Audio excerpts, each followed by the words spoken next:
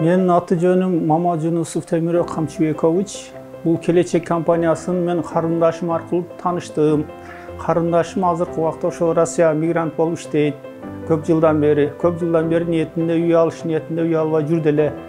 Анан ошодон информация алып, маалымат алып, келечекке келип, бул жерден дагы жакшы маалыматтарды алдык. Мүмкүнчүлүктөр бар, ушундай деп маалыматты алгандан кийин биз кезекке туруп, үйлүү болуп калдык. Мына бүгүн алдык, Кудай кааласа.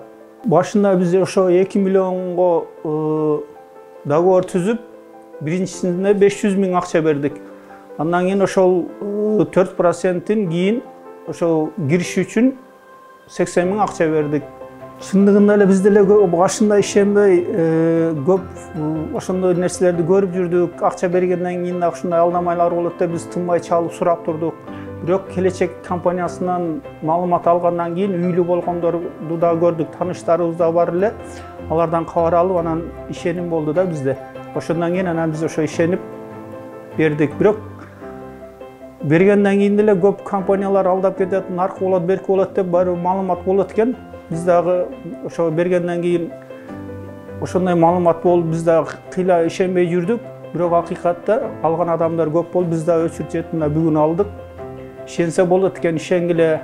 Акыйкатта мындай бир үйлүү болом дегенге көп мүмкүнчүлүк түзүлгөнүнө мен терең ыраазычылык билдирем да келечек компаниясына.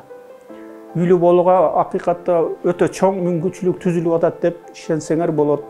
Үй табыш деле кыйын экен, 1 ай издеп жүрдүк да. 1 ай мурун ушул кабар берет экен, 1 ай издеп жүрүп, анан акыры өзүбүз 1-2-3 таптык эле, бирок ал жарабай калды. 7-8 айда келип калат экен.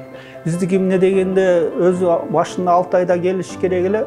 Мына январь, февраль немесинде кичине баарына эле малым ушул кичине токтоп калды да.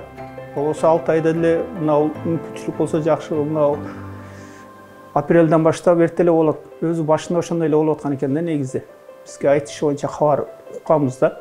Менин чындыгында азыркы убакта үй алыш деле кыйын.